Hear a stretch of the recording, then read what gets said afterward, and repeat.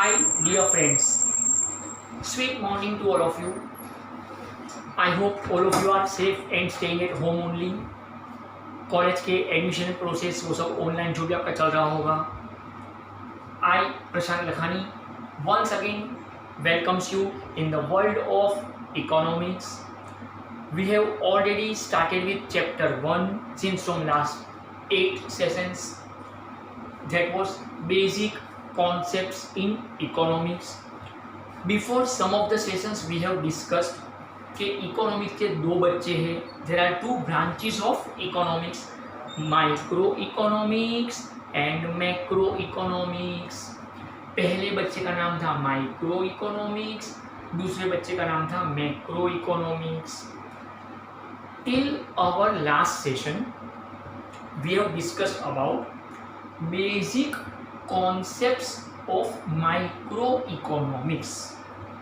अगर हम किसी एक चीज को फोकस करके उसका डिटेल स्टडी करना चाहते हैं तो उसे हम बोले थे माइक्रो इकोनॉमिक्स. और माइक्रो इकोनॉमिक्स को समझने के लिए we have to understand total 8 different concepts like want, goods and services, utility, value, wealth, personal income, personal disposable income and economic activities.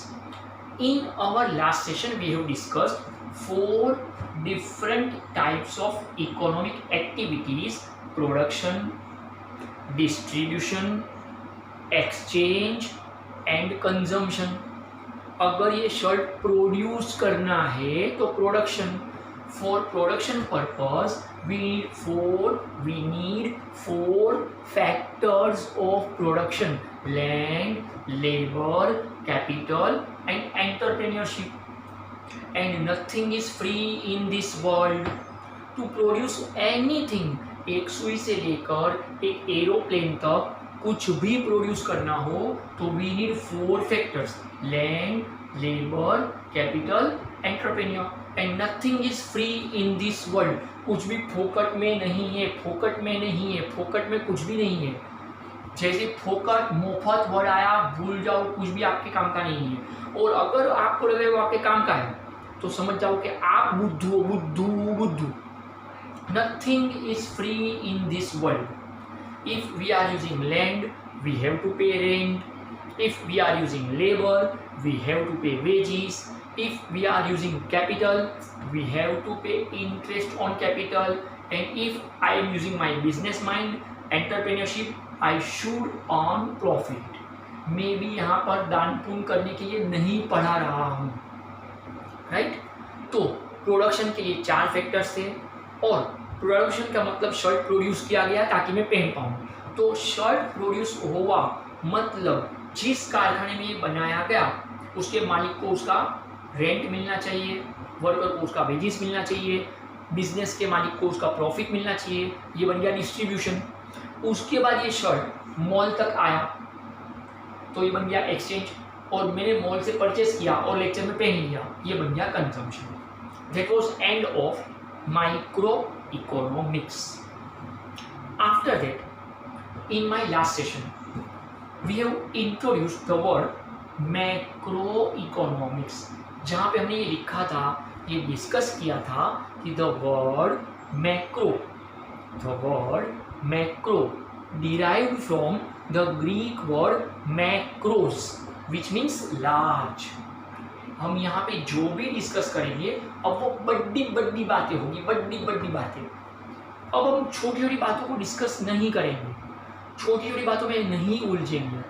अगर मैं आसान शब्दों में बोलूँ तो माइक्रो में हम बोलते थे भी examine the trees and not the forest.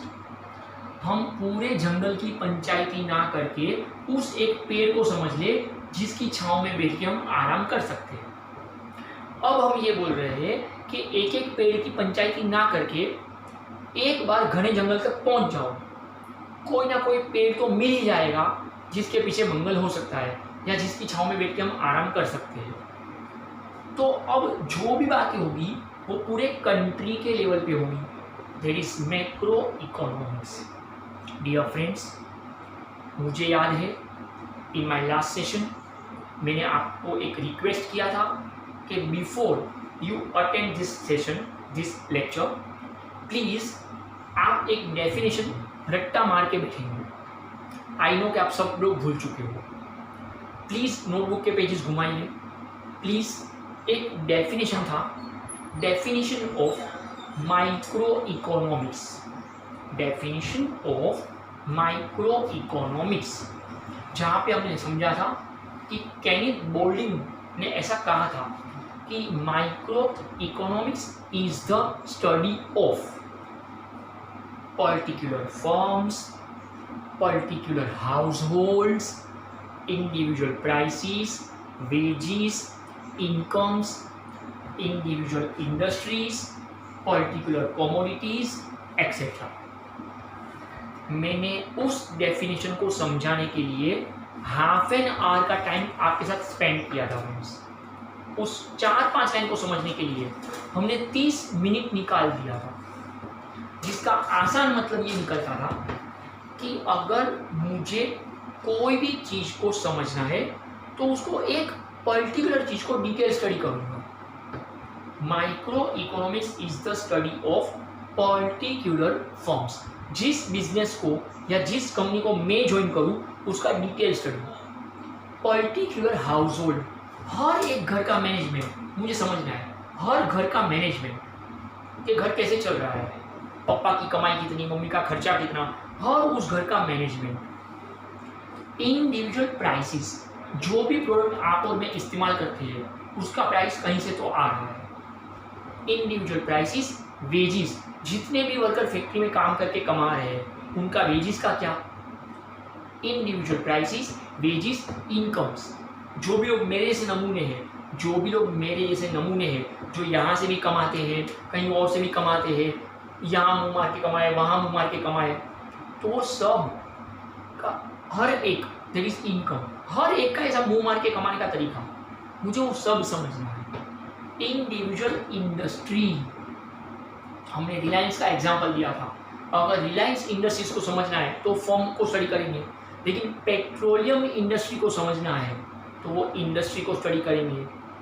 Particular commodity, अगर मुझे मार्कर पेन प्रोडक्शन करना है तो इससे जुड़ी हुई हर बात, इसका रॉ मटेरियल कहाँ से आएगा, कितने में आएगा, कितने में पेन बना पाऊंगा, कितने में बेच पाऊंगा, कितना प्रॉफिट कमाऊंगा, कितना टैक्स पे करूंगा, कितना एक्सपोर्ट कर पाऊंगा, कितना इंपोर्ट कर पाऊंगा, मेरी कॉम्पिटिशन में कौन कौन लोग हैं, वो लोग कितना कमाते हैं, वो लोग कितना टैक्स पे करते हैं, वो लोग कितना इंपोर्ट करते हैं, वो लोग कितना एक्सपोर्ट करते हैं, वो लोग कितने बनाते हैं, हर वो चीज़ जो इस मार्कर पेन से जुड़ी हुई हो। तो friends, that was revised explanation of that definition of Kenneth Boulding for micro economics. वापस एक बार वो रिकेप कर रहा हूँ। Micro economics is the study of particular firms, particular households, individual prices, wages, incomes, individual industries, particular commodities. आप बोलेंगे sir आप पागल ये हटेले हो क्या, काय को वो डेफिनेशन बार बार अरे नया आगे सिखाओ ना। फ्रेंड्स, आज जो समझना है, अगर वो सच में समझना है तो हमें माइक्रो इकोनॉमिक्स का वो डेफिनेशन बहुत काम की चीज़ है। Friends, today we are going to study exactly opposite thing, exactly opposite thing. पहले 5 मिनट एक डेफिनेशन हम लिख लेते हैं, बाद में फुर्सत से इसका चीरफाड़ पोस्टमार्टम करेंगे और वर्ड टू वर्ड समझेंगे। Give the heading definitions of macro economics. Macro, कुछ लोगों को कितना भी समझाए ना वो समझता ही नहीं, वो माइक्रो समझता ही नहीं है।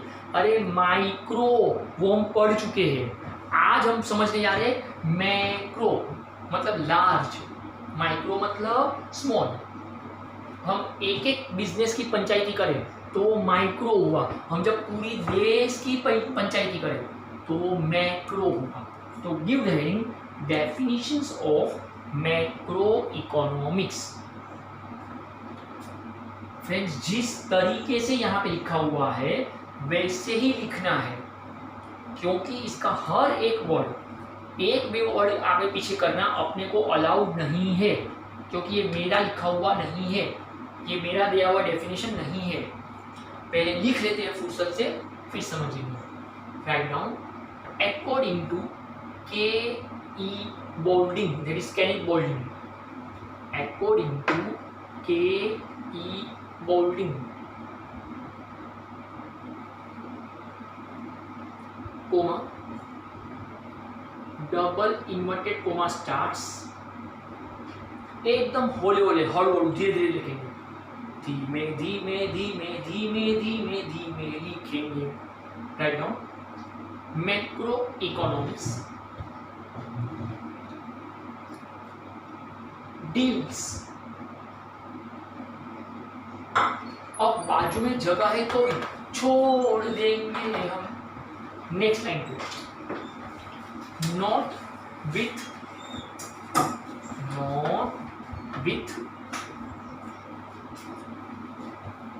Individual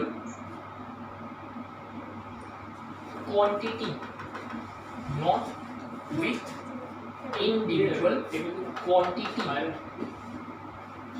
next line but with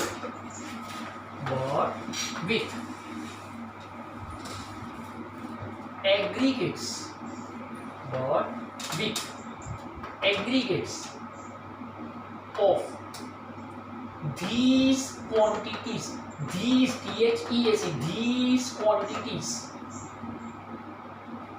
यहाँ पे कोमा कर देंगे, एग्रीगेट ऑफ दीज क्वांटिटीज यहाँ पे कोमा कर देंगे।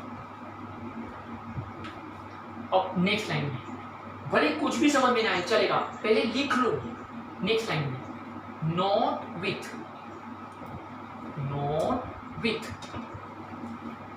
Individual income, not with individual income.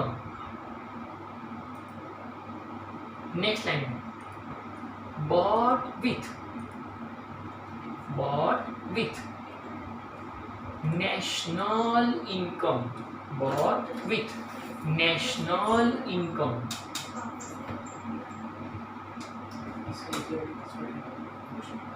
next line not with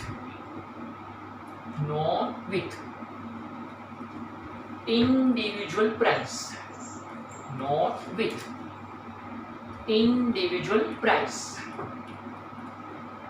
next line but with general price level, but with general price level। next line not with individual output, not with individual output। next line but with national output, but with national output, but with national output।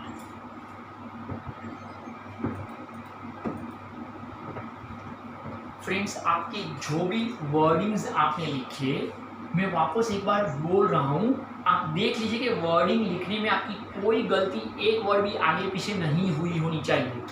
Okay, it is too important definition of macro economics according to K E. Boulding, comma next line चले गए हैं, double invert comma starts, macroeconomics deals. Next line not with individual quantity but with aggregates of these quantities।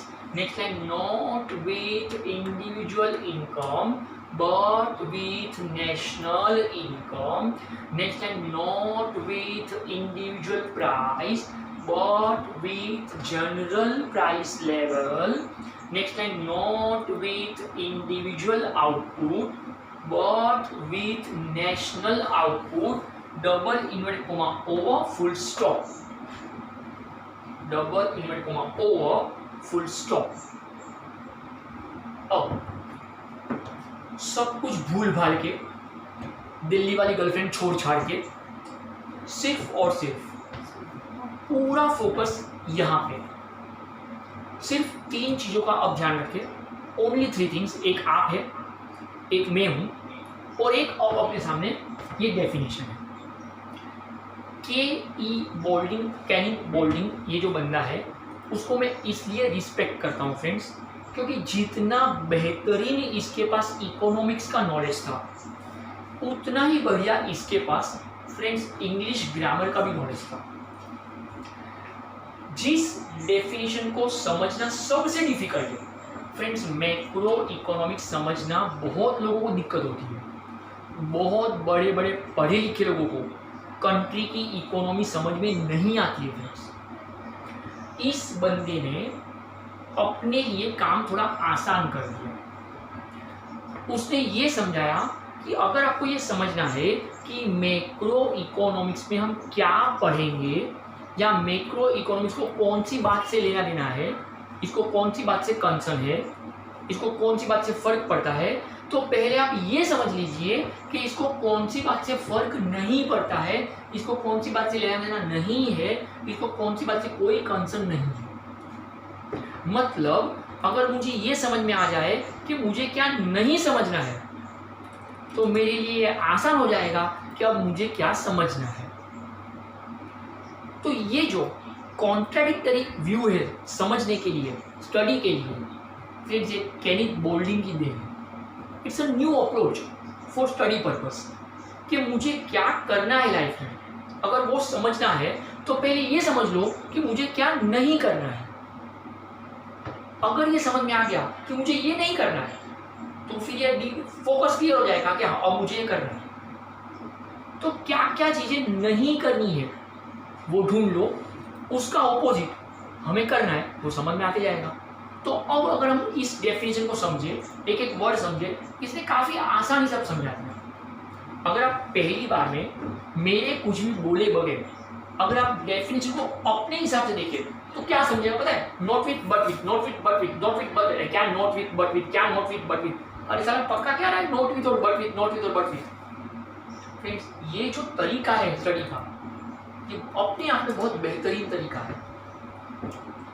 अब हम हर एक word को चीरफाड़ करेंगे according to K E. Boulding. मतलब ये उसकी सोच है, मेरी सोच नहीं है।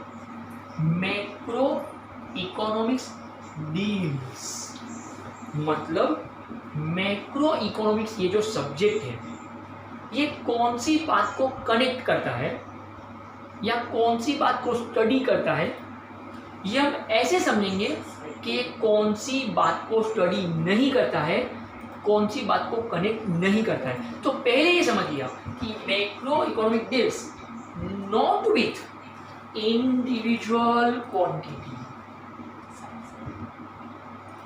but with aggregates of these quantities। अगर हम सच में इकोनॉमिक्स समझना चाहते हैं तो छोटे छोटे एग्जाम्पल को अब मैं कंपेयर करूं। Friends from Borivali till Andheri I have normally more than 1000 students for economics every year। Borivali से अंधेरी के बीच में मेरे पास 1000 स्टूडेंट्स अगर इकोनॉमिक्स पढ़ते हैं, क्या मैं ये बोल सकता हूँ कि पूरे महाराष्ट्र में इतने लोगों ने इकोनॉमिक्स पढ़ लिया? नहीं फ्रेंड्स, क्योंकि मैं जो नंबर बता रहा हूँ कि अंधेरी से बोरीवली के बीच में मेरे पास 1000 स्टूडेंट्स पढ़ते हैं, तो ये इंडिविजुअल क्वांटिटी हुई। पर मैक्रो ये बोल रहा है कि हमें इंडिविजुअल क्वांटिटी नहीं समझनी है, not with individual quantity but with aggregates of this quantities. हमें अगर समझना है कि महाराष्ट्र में कितने लोग पढ़े लिखे हैं, how many people are educated in Maharashtra, तो मेरे पास कितने लोग पढ़ते हैं उससे पता नहीं चलेगा। महाराष्ट्र स्टेट बोर्ड का 12th का जो एग्जाम है वो कितने लोग पास करके निकल चुके हैं, हाँ उससे पता चलेगा कि इतने लोग पढ़े लिखे हैं।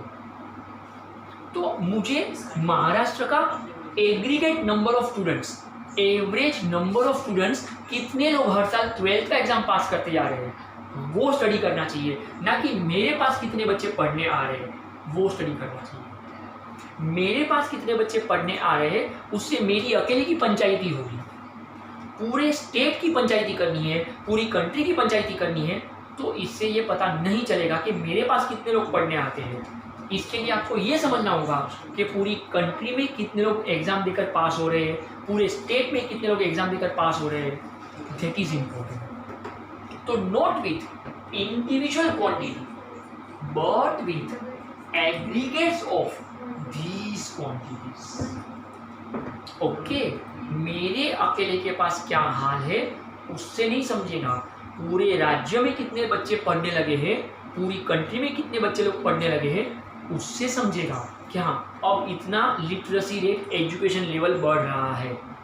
मेरे पास कितने स्टूडेंट आते हैं उससे एजुकेशन लेवल कितना बढ़ रहा है वो नहीं समझेगा। तो not with individual quantity but with aggregates of these quantities. आगे का वर्ड आ रहा है not with individual income but with national income. Friends, इस डेफिनेशन के तुरंत बाद हम 2 मार्क के लिए एक डेफिनेशन पढ़ने वाले हैं नेशनल इनकम। 12th में इस एक वर्ड के ऊपर पूरा चैप्टर है 18 मार्क्स का, 18 मार्क्स का एक चैप्टर नैशनल इनकम। तो यहाँ पे ये क्या इंडिकेट कर रहा है, not with individual income, not with individual income, not with individual income but with national income. मैं अकेला कितना कमाता हूँ उससे नहीं समझ में आएगा कि कंट्री में कितने पैसे हैं, पूरी कंट्री के लोग एक साल में कितना कमाते हैं उससे समझेगा कि हाँ पैसे कंट्री कितने पैसे वालों की है। अगर मैं आपको ये बोलता हूँ कि मैं पर मिनट 8 रुपीज़ कमाता हूँ, every minute I earn 8 rupees for this lecture, every minute 8 rupees, हर एक मिनट का 8 रुपया मेरा चार्ज है। अरे फ्रेंड्स, अगर मैं ये कितना भी चिल्लाऊँ कि मेरा 1 मिनट का 8 रुपया चार्ज है, उससे आपकी लाइफ को क्या फ़र्क पड़ेगा, आपको इससे क्या फ़र्क पड़ेगा? ये मेरी इंडिविजुअल इनकम हुई, इससे आपको क्या फ़र्क पड़ेगा? ये तो मैं होशियारी मारने बोलते रहता हूँ, आपकी लाइफ में इससे कोई फर्क नहीं पड़ता। पर अगर अपनी पूरी कंट्री पैसे वाली है तो उससे आपकी और मेरी सभी की लाइफ को फर्क पड़ता है फ्रेंड्स, सभी की लाइफ को फर्क पड़ता है। एक बात समझ लो, मेरे करोड़पति बन जाने से आप सब लोग लखपति नहीं बन सकते हो, मेरे करोड़पति बन जाने से आप सब लोग लखपति नहीं बन सकते हो। लेकिन अगर आप सभी लोग लखपति हो तो मेरा करोड़पति बनना तय हो गया। अगर आप सभी लोग लखपति हो, अगर आप सबके पापा की इनकम लाखों में है तो मैं अपनी फीस बढ़ा दूंगा, तो फिर मेरा करोड़पति बनना तय हो गया। तो मेरे अकेले की इनकम से आप सबका भला नहीं होने वाला है, पर आप सब लोगों की इनकम अगर अच्छी है तो मेरा भला तो होने ही वाला है। तो एक एक की इनकम इंपॉर्टेंट नहीं है फ्रेंड्स। मुकेश अंबानी जो है richest person of India, richest person of India Mukesh Ambani, उसका हर मिनट का इनकम है 19,000 रुपया, 19,000 रुपीज पर मिनट, और मैं 8 रुपया कमाता हूँ तो आपके सामने होशियारी मार रहा हूँ। उसके 19,000 रुपये से और मेरे 8 रुपये से कंट्री का भला नहीं होना है फ्रेंड्स। पर अगर कंट्री में सभी लोग इतना कमा लेते हैं कि पेट भर के खाना खा ले और बीमार कम पड़े, तो कंट्री की तरक्की कंफर्म है। तो not with individual income but with national income. Friends, एक सर्वे के हिसाब से अगर मैं सोचने जाऊँ, एक सर्वे के हिसाब से, ओके, ये कोई बुक में नहीं लिखा हुआ है, इंडिया की एक साल की जो इनकम है, नेशनल इनकम बोल रहा हूँ, वो है करीब करीब बोल रहा हूँ 200 लाख करोड़, 200 लाख करोड़। ओके फ्रेंड्स, आज की तारीख में अमेरिका की एक साल की जो इनकम है, नेशनल इनकम, अमेरिका की एक साल की जो नेशनल इनकम है, it is near to more than 350 lakh crore. हम 200 लाख करोड़ पे है, अमेरिका 350 लाख करोड़ पे है। ये होता है नेशनल इनकम को कंपेयर करना। इसमें मैं ये नहीं बोल रहा हूँ कि नरेंद्र मोदी इतना कमा रहा है और डोनाल्ड ट्रम्प इतना कमा रहा है, नहीं फ्रेंड्स, उससे फर्क नहीं पड़ेगा। तो not with individual income but with national income. एक बात समझ लो फ्रेंड्स, नरेंद्र मोदी ज्यादा कमाएगा तो इंडिया पैसे वाला बढ़ेगा? नो, अगर इंडिया पैसे वाला है तो नरेंद्र मोदी का पगार बढ़ेगा। तो not with individual income but with national income. ये वो बातें हैं जो बड़े बड़े चार्टर्ड अकाउंटेंट्स और बड़े बड़े एमबीए तक पढ़े लिखे लोग उतनी आसानी से नहीं समझ पाते हैं।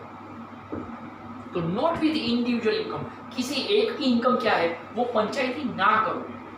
मेरे ये अंकल इतना कमाते हैं, मेरे वो मामा इतना कमाते हैं, मेरे ये फूफा इतना बातें, अरे उससे आपको फर्क नहीं पड़ेगा, नहीं पड़ेगा। आप अपनी कमाई देखो और कंट्री की कमाई देखो बस। बाकी मामा इतना कमा देना, चाचा इतना कमा देना, फूफा इतना कमा देना, कोई मतलब नहीं इस बातों का। ये कोई अपने घर पे आके पैसा देके जाने वाले नहीं है। ओके, तो not with individual income but with national income. उसके आगे का वर्ड है नॉट विथ इंडिविजुअल प्राइस।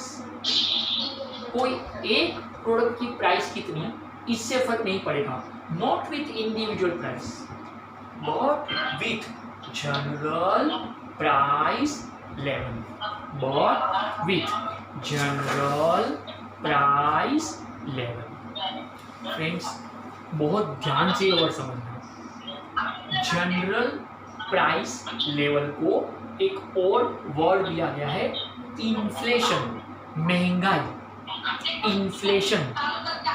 बहुत सालों पहले रोटी, फ्रेंड्स बहुत सालों पहले एक मूवी आया था, रोटी कपड़ा और मकान। उसमें एक गाना था, मुझे एग्जैक्टली वो वर्डिंग्स याद नहीं है पर कुछ टूटा फूटा यूं याद है। यार को तो यार की जुदाई मार गई, बाकी कुछ बचा तो महंगाई मार गई, ऐसा गाना था। बाकी कुछ बचा तो महंगाई मार गई। इट इज इन्फ्लेशन, महंगाई, that is general price level. Friends, महंगाई का मतलब नॉर्मली आपकी कंट्री में सभी चीज मिला के कितनी महंगी मिल रही है, एक एक चीज का प्राइस नहीं। ये मार्कर पेन 30 रुपए के बदले अगर 50 रुपए की हो जाएगी, थोड़ा सोचो। अगर मैं इसको इंडिविजुअल प्राइस बोलता हूँ, नॉट विथ इंडिविजुअल प्राइस, अगर ये मार्कर पेन 30 रुपए के बदले, अभी इसका प्राइस MRP 30 रुपीज़ है, सपोज इसका प्राइस बढ़ के 50 रुपया हो जाएगा तो मैं सुसाइड कर लूँगा। मार्कर पेन 20 रुपये महंगा हो गया, चलो सुसाइड। अरे मुझे इससे क्या फर्क पड़ेगा, मैं किसी स्टूडेंट का फीस बढ़ा दिया, बात खत्म। तो फ्रेंड्स, कोई एक प्रोडक्ट की प्राइस बढ़ने से किसी की जिंदगी रुक नहीं जाती है। हाँ, 2-3 दिन अपने को लगता है ऐसा हो गया, वैसा हो गया, ये महंगा हो गया, वो महंगा हो गया। फिर एक सिंपल बात समझा रहा हूँ।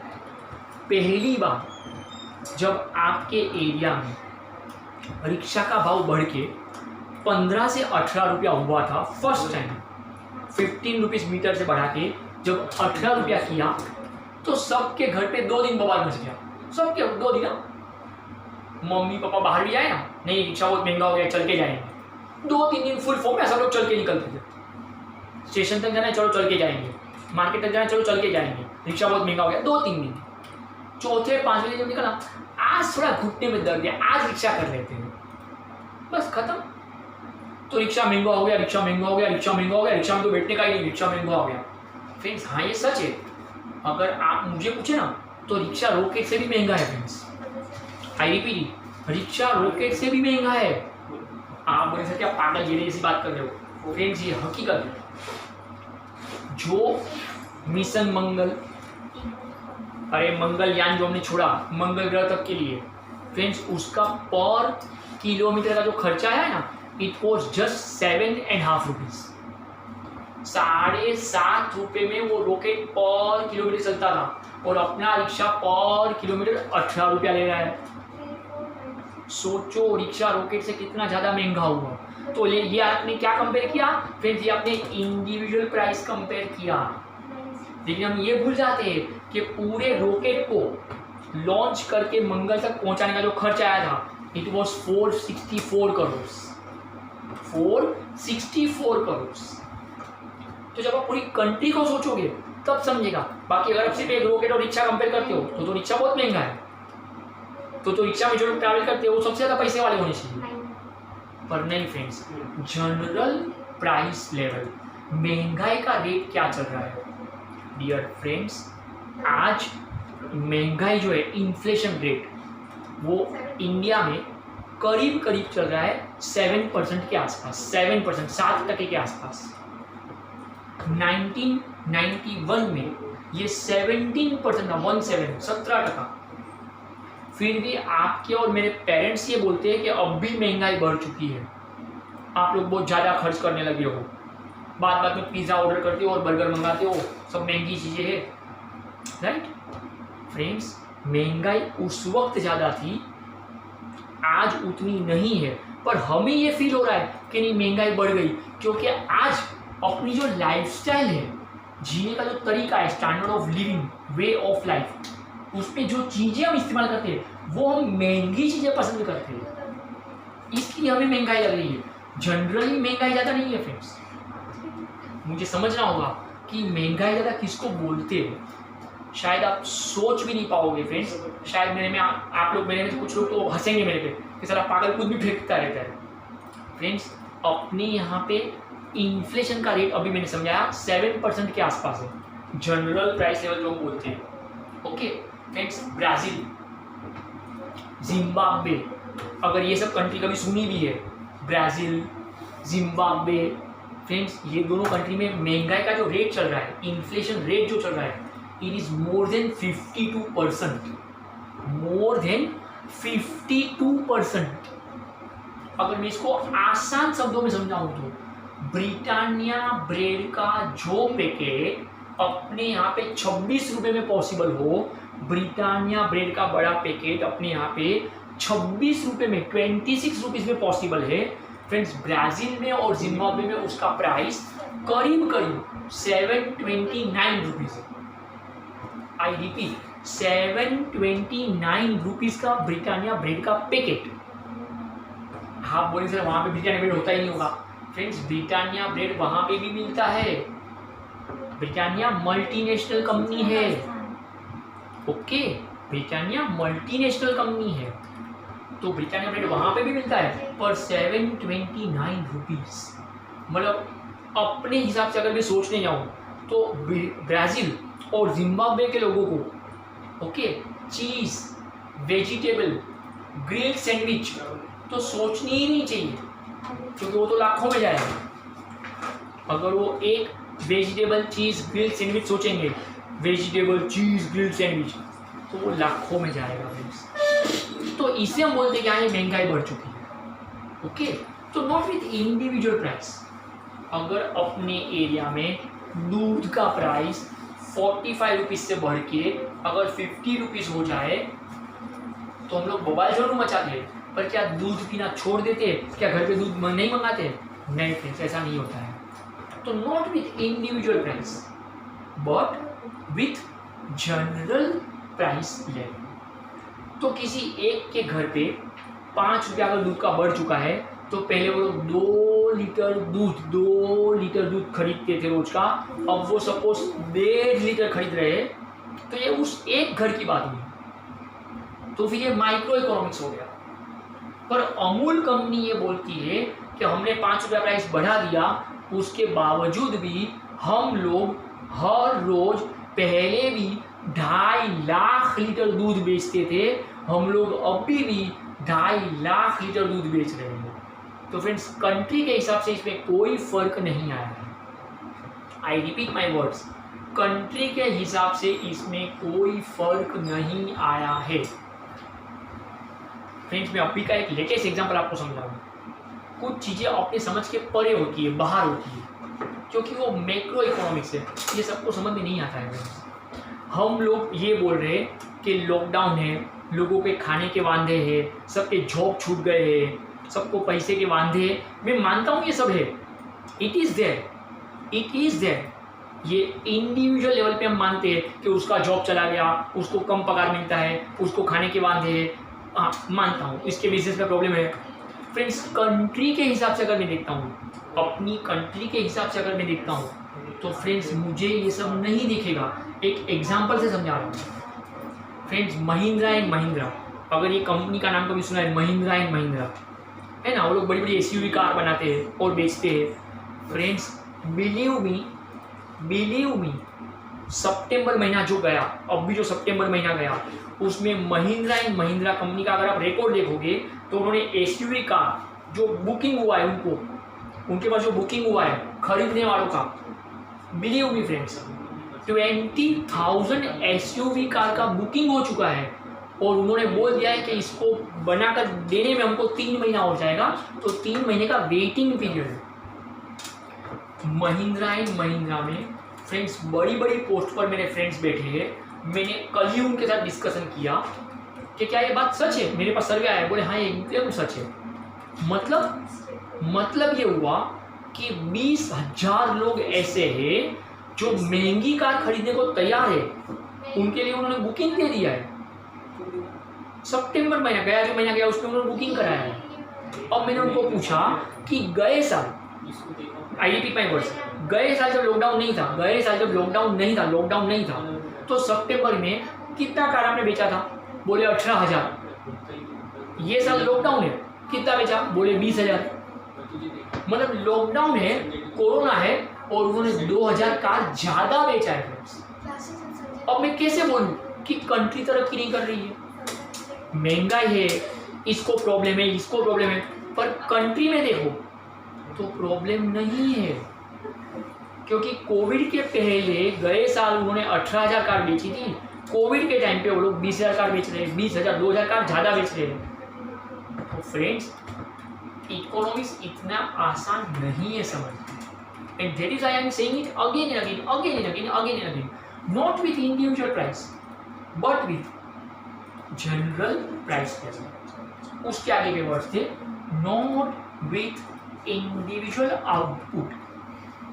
अब मैं सिर्फ महिंद्रा एंड महिंद्रा को देखूं कि उन्होंने इतना कार बनाया तो इंडिविजुअल हो गया, नहीं, मुझे वो नहीं देखना। क्या देखना है? But with national output. Friends, मैंने अशोक लेलैंड, मारुति सुजुकी, हुंडई, सबका सर्वे किया। जब महिंद्रा एंड महिंद्रा का देखा तो सबका सर्वे किया, सभी लोगों ने कार ज़्यादा बेची है। मतलब ये हुआ कि हम किसी एक कंपनी का आउटपुट, प्रोडक्शन नहीं देख सकते, तो वो इंडिविजुअल हो गया, तो वो माइक्रो हो गया। तो not with individual output but with national output. पूरी कंट्री में सब कुछ मिला के टोटल प्रोडक्शन कितना हुआ, तो वो मैक्रो इकोनॉमिक्स हो जाएगा। एक छोटा सा एग्जांपल समझाऊंगा। मार्च महीने में जब लॉकडाउन डिक्लेयर हुआ, उस वक्त इंडिया में हम पर डे सिर्फ 1000 मास्क प्रोडक्शन करते थे, मास्क 1000। सिद्धिविनायक टेम्पल के ट्रस्ट ने, दादर सिद्धिविनायक टेम्पल के ट्रस्ट ने गवर्नमेंट को सामने से कहा कि रोज के 3000 मास्क हम प्रोड्यूस करेंगे, रोज के 3000, अकेला एक ट्रस्ट। ओके फ्रेंड्स, अप्रैल महीने तक में हम हर रोज इंडिया के अंदर रोज के बोल रहा हूँ, per day 2 lakh mask produce करने लगे थे। कहाँ रोज का 1000 था, कहाँ अकेला दादर का सिद्धिविनायक 3000 प्रोड्यूस कर रहा है। हम पूरी कंट्री को अगर सोचे तो पर डे का 2 लाख मास्क प्रोडक्शन होने लगा, पर डे 2 लाख। फ्रेंड्स, तो ये बन जाता है नेशनल आउटपुट। बहुत सारे लोग मुझे पूछ चुके हैं, सर जब कोरोना के 100 केस थे ना तो हमने लॉकडाउन कर दिया, आज जब 67 लाख केस है तो आप बोल रहे हैं सब ओपन करो। फ्रेंड्स, जब 100 केस थे ना तब लॉकडाउन इसलिए करना पड़ा क्योंकि हमें मास्क चाहिए थे, जो हमारे पास नहीं थे।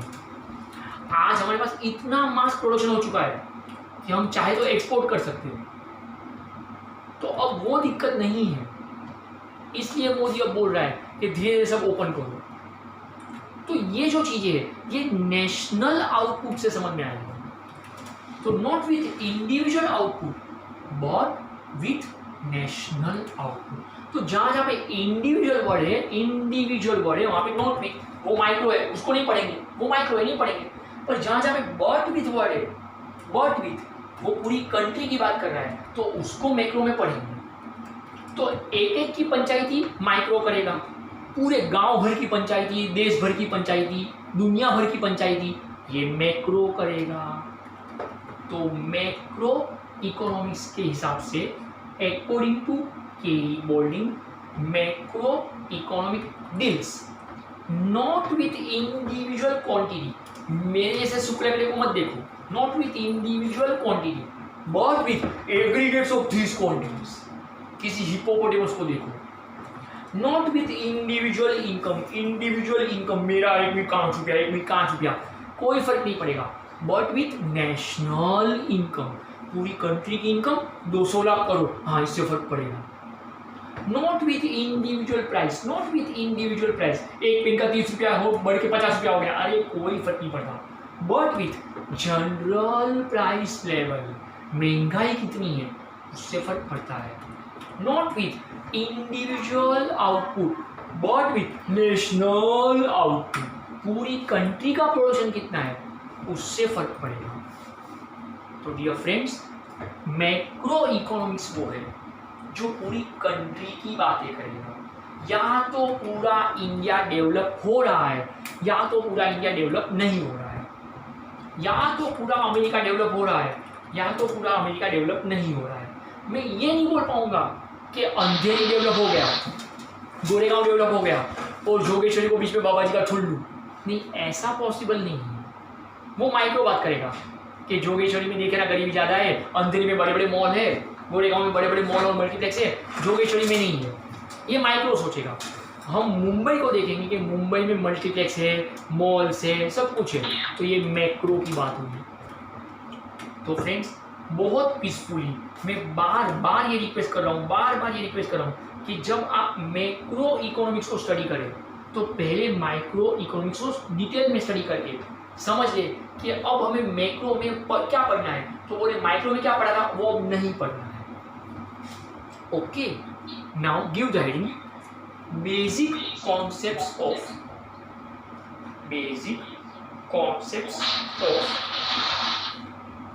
Macro economics, basic concepts of macro economics. Friends, यहाँ पर आज हम सिर्फ एक ही कॉन्सेप्ट लिखेंगे और समझेंगे, क्योंकि एग्जाम पॉइंट ऑफ व्यू दोनों चीज़ें बहुत काम की हैं।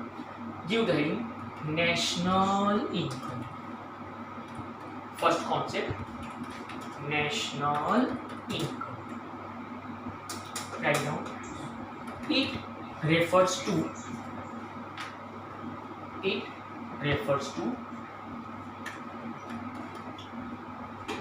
aggregates of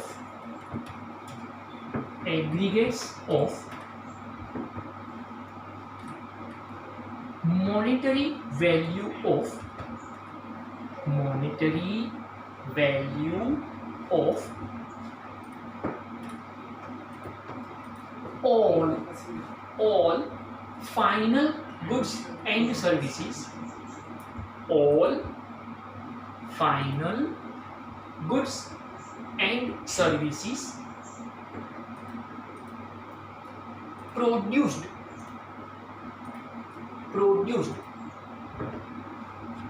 in an economy, एक एक वर्ड को एम्फेसाइज करो, in an economy, economy during an accounting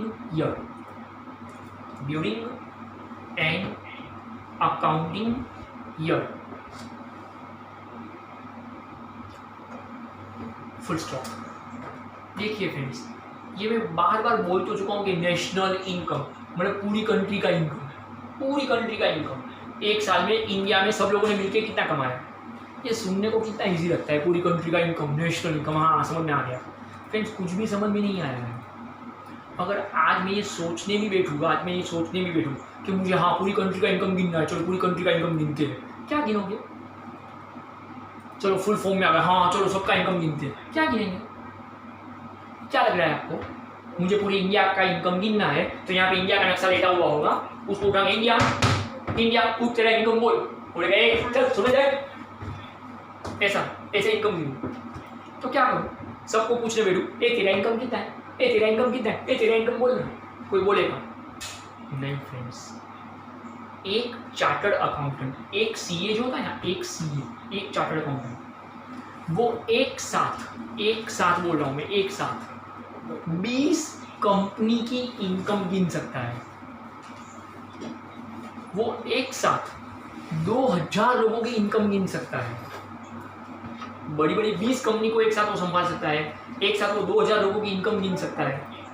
लेकिन मेरी कंट्री का, अगर मेरी कंट्री का एक साल का इनकम गिनना हो ना, तो एक सीए तो भूल जाओ, आप 500 सीए को काम पे लगा दो, 500 चार्टर्ड अकाउंटेंट को काम पे लगा दो, 500 सीए को, आप 1000 एमबीए को काम पे लगा दो, आप 2000 इंजीनियर को काम पे लगा दो, आप 5000 डॉक्टर को काम पे लगा दो, ये सबको साथ में काम पे लगा दो, तो भी ये नहीं गिन पाएंगे कि अपनी कंट्री का एक साल का इनकम क्या है। Not possible. इसके लिए एक इकोनॉमिक माइंड चाहिए, बोले तो प्रशांत सर जैसा इकोनॉमिक माइंड चाहिए। कौन प्रशांत सर? अरे छोड़ो ना, जो भी हो। ओके फ्रेंड्स, आज तक हो या एबीपी न्यूज हो, टाइम्स ऑफ इंडिया हो या हिंदुस्तान टाइम्स हो, किसी भी न्यूज़पेपर में और किसी भी न्यूज़ चैनल ने अभी तक ये डिक्लेयर नहीं किया है कि इंडिया का नेशनल इनकम है कितना। ये तो मैं आपको बता रहा हूं कि it is approximate 200 lakh crore. Friends, ये मेरा अमाउंट है, मैं बोल रहा हूँ आपको। कोई चैनल, कोई न्यूज़पेपर, कोई गूगल, कोई फेसबुक, कोई व्हाट्सएप, कोई यूट्यूब आपको ये चीज़ नहीं दिखाएगा, नहीं दिखाएगा, क्योंकि ये उतना आसान है ही नहीं। क्या होता है नेशनल इनकम? बोलने को अच्छा लगता है पूरी कंट्री का इनकम, अरे पर उसमें क्या? चलो एक एक वर्ड को थोड़ा समझने की ट्राई करें। It refers to aggregates. Aggregates का मतलब होता है टोटल का भी टोटल, एवरेज निकालना, इसको बोलते हैं सम टोटल। टोटल का भी टोटल वो गिनो, और किस रूप में? ऑफ मॉनेटरी वैल्यू, पैसों के रूप में गिनो। मतलब क्वांटिटी मत गिनाओ, अमाउंट गिनाओ, amount, no quantity, rupees, amount, पैसों में गिनाओ। एक छोटा एग्जांपल समझाने की ट्राई कर रहा हूँ, समझेगा कि नहीं तो आपको ही पता, ट्राई कर रहा हूँ। सपोज ये एक शर्ट 1000 रुपीज़ का है, ये एक शर्ट 1000 रुपीज़ का है, सपोज बोल रहा हूँ। ओके, अगर पूरे इंडिया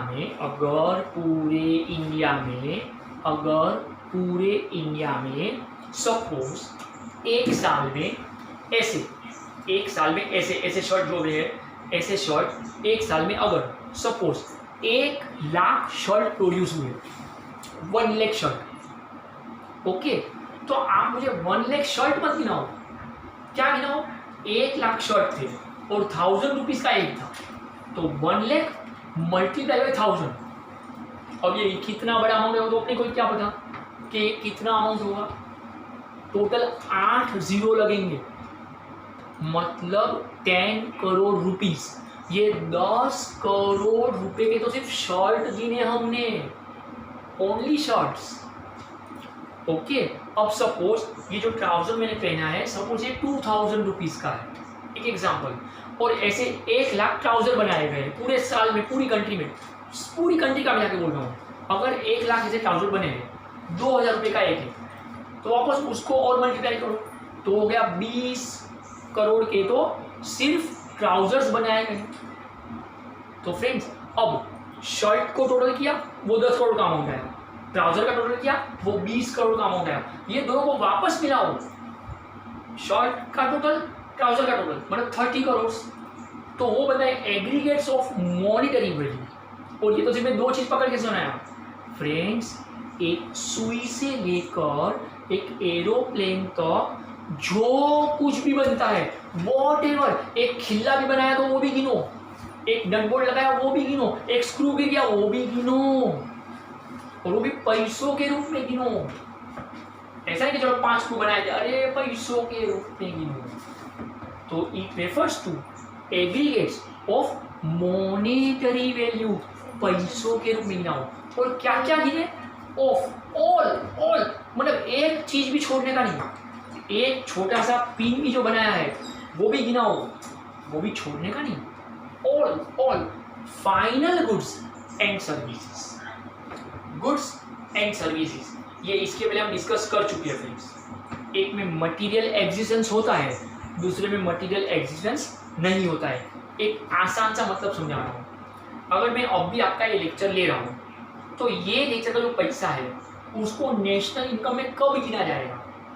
तो ध्यान से सुनना, जो भी बुक्स आपको पहुंचाई जाती है, टेक्स्ट बुक, नोटबुक जो भी आपके पास है, ओके, मैं ये मार्कर पेन लेके बैठा हूँ, बोर्ड लेकर बैठा हूँ, वो सब ये सब हो गया गुड्स।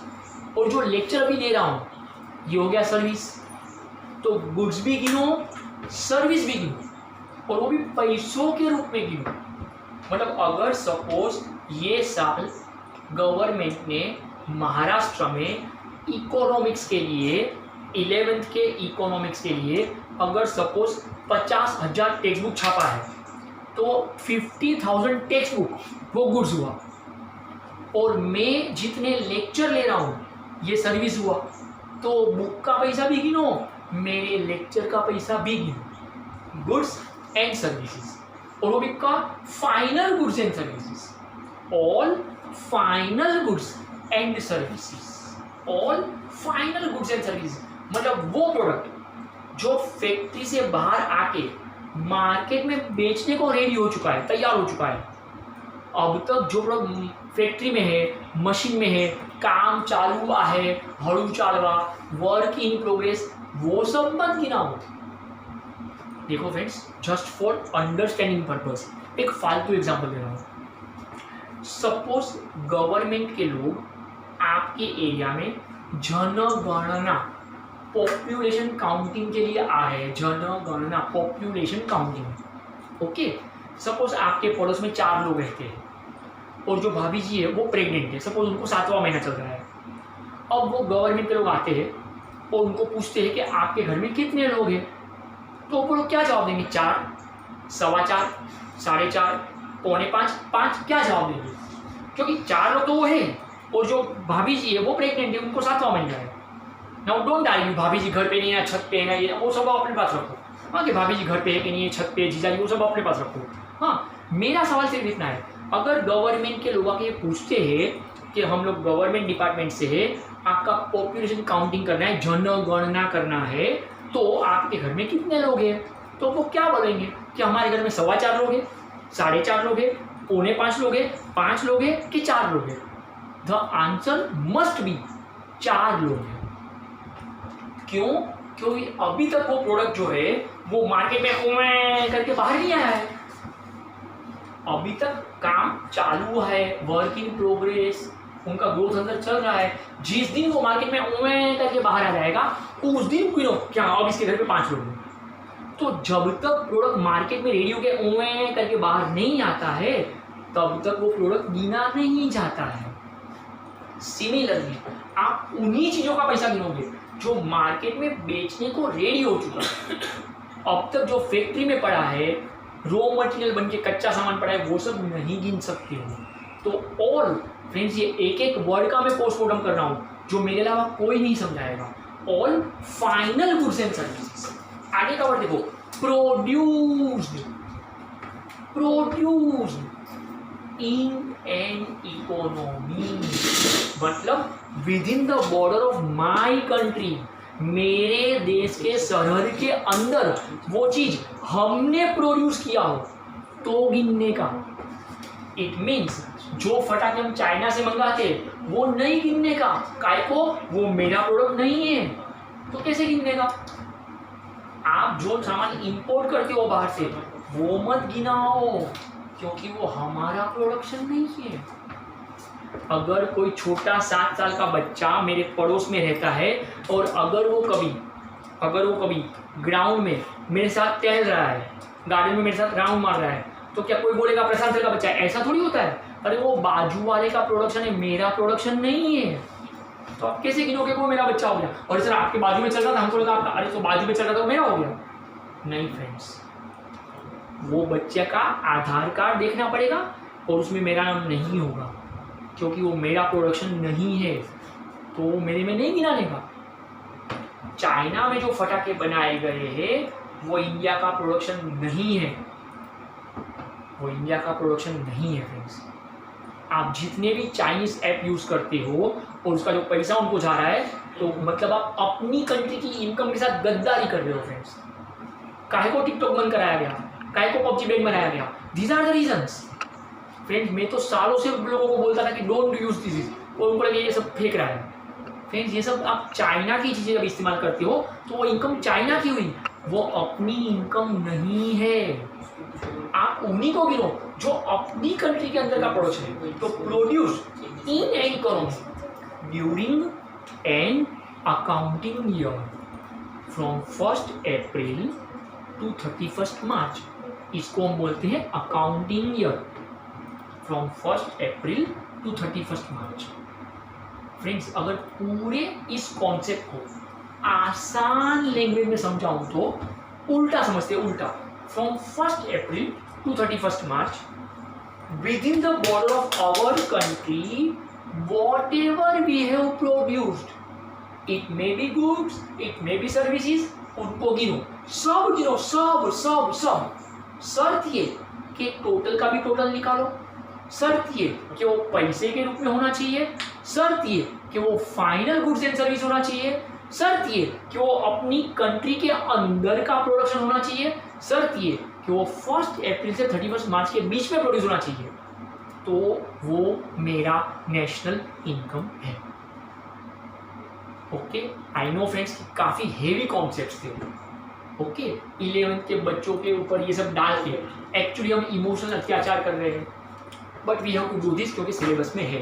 तो आज हम सिर्फ 2 कॉन्सेप्ट समझे, that is okay, definition of macro economics and national income. पर ये दोनों काफ़ी हेवी चीज़ें थी फ्रेंड्स। इसमें से बहुत सारे एग्जाम्पल ऐसे थे कि अगर घर पे कभी पापा के साथ शेयर किया ना तो पापा भी खुश हो जाएंगे, अरे हाँ मेरा बेटा पढ़ा लिखा हो गया। ओके, खुश हो जाएंगे। आपको अपने नाम पे बिल फाड़ने का, देखो मेरा स्टडी है, ये नहीं बोलेगा प्रशांत ने बोला, खुद का स्टडी है, मारो होशियारी, enjoy yourself. Okay, soon, we will meet. यहाँ पे हम आज के लिए रुक जाते हैं। That's enough for today. Thank you so much.